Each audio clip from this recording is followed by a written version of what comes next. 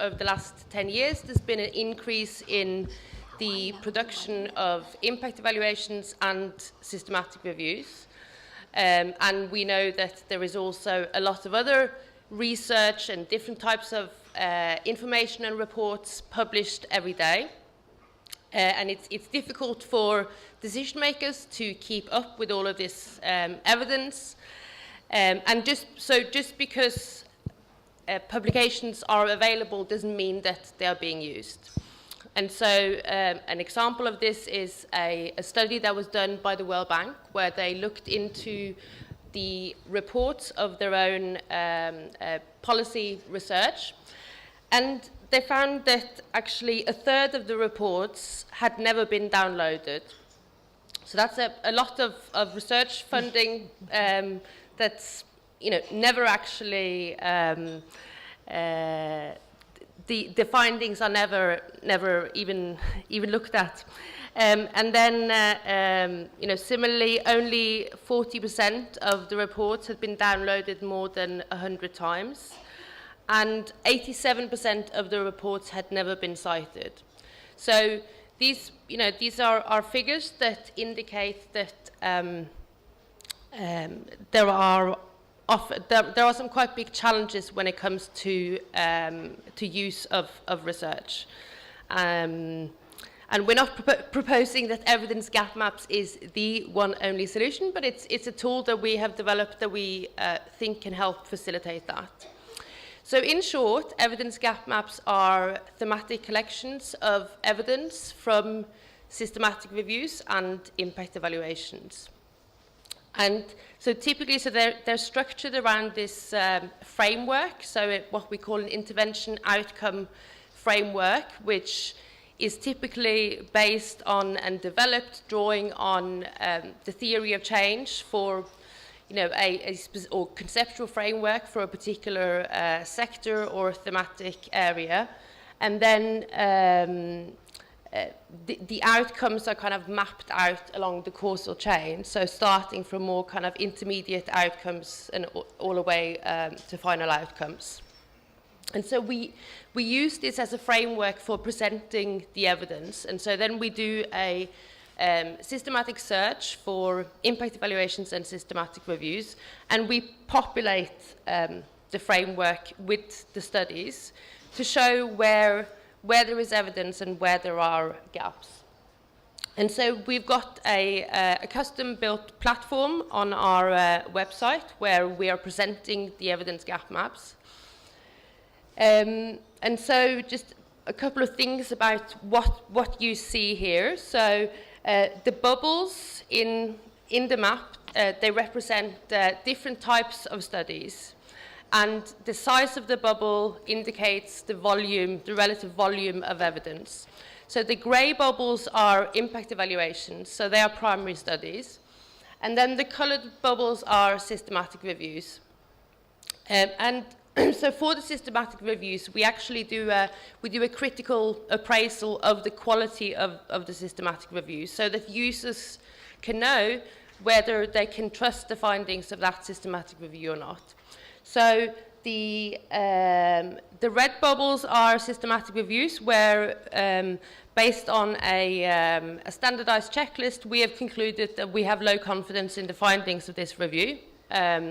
The orange bubbles are reviews that we concluded we have medium confidence. They have some important limitations, but if they're the only available evidence, it's probably worth considering. And then the green bubbles are systematic reviews that we have assessed as being of high confidence. And then finally, the blue bubbles are indicating ongoing systematic reviews, so protocols. And then, so when you're on the platform, you hover over the bubble, and you get then a list of all the corresponding studies, and then you can actually click on that link, and it takes you through to our database, or to a summary of either the impact evaluation or the systematic review on our evidence repositories. So in this way, you can kind of navigate the evidence from the evidence gap map. And there are also, on the platform, there are a number of ways in which you can filter what you see. So you can choose to focus on specific countries.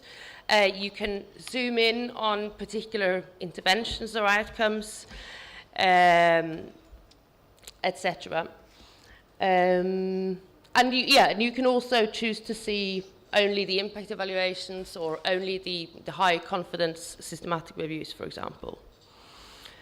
And so why I'm going to talk a little bit about why we think these are a good idea and how we use them in 3IE.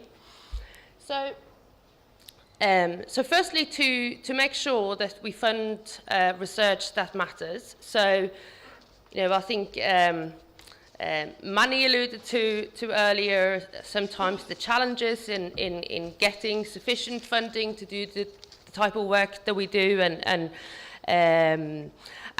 we know that the funding available for rigorous research is a very small proportion of the funding that's, the billions and billions of dollars that's spent every year on implementing programs.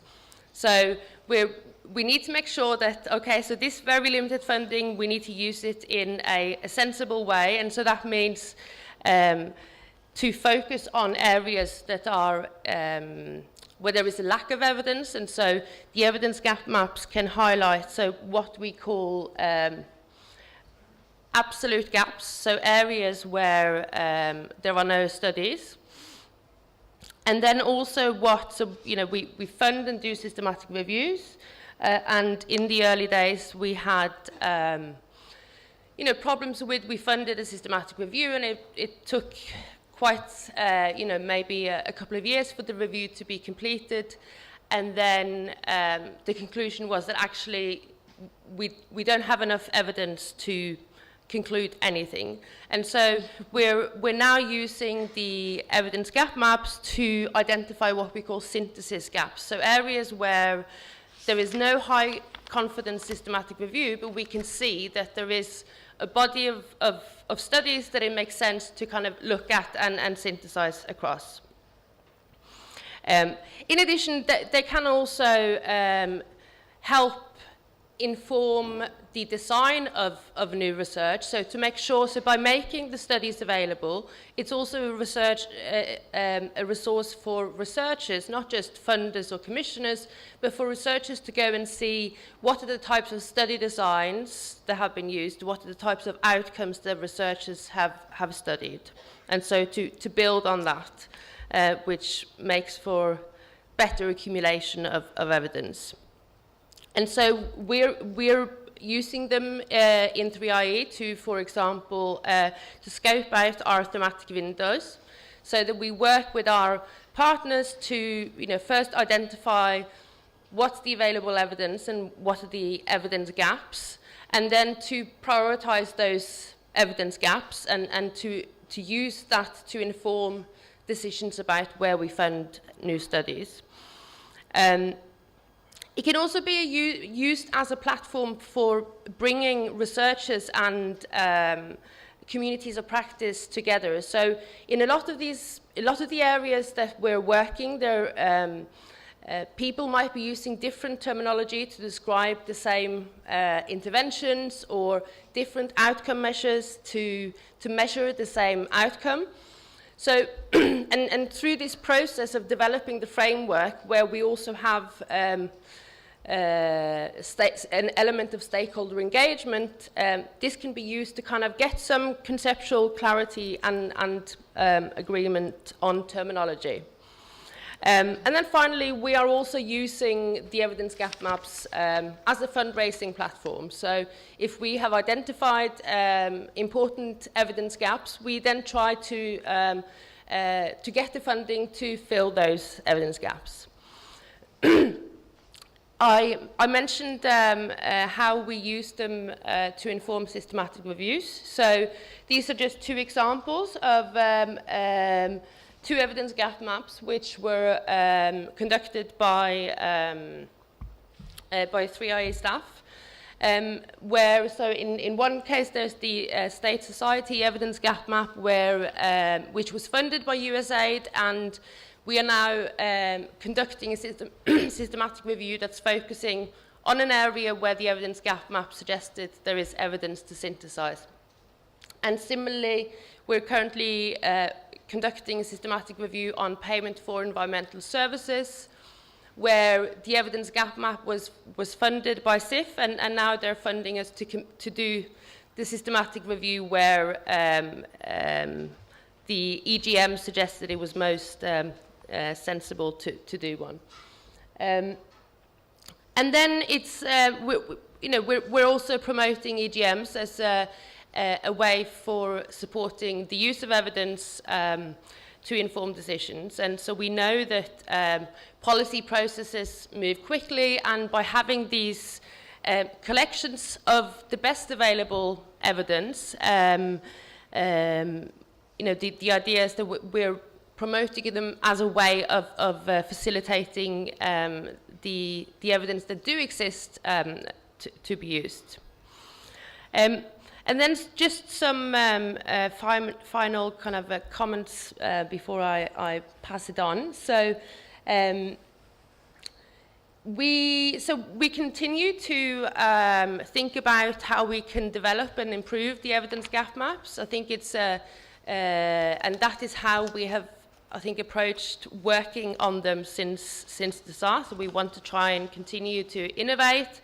At the moment, we're looking particularly at ways that we can do them more quickly through, for example, using technologies like text mining to kind of speed up the search process, and also to look at how we can set up a system that continuously updates the evidence gap maps, because new research comes out, and how can we make sure that they don't become out of date? And then looking at ways that we can adapt the way that we present the evidence gap maps and their usability. And our goal is to have these evidence gap maps across sectors, and that they provide a way for people to navigate the evidence that's also in our evidence repositories. And then I have some questions that maybe we can get back to later. Yeah, thank you.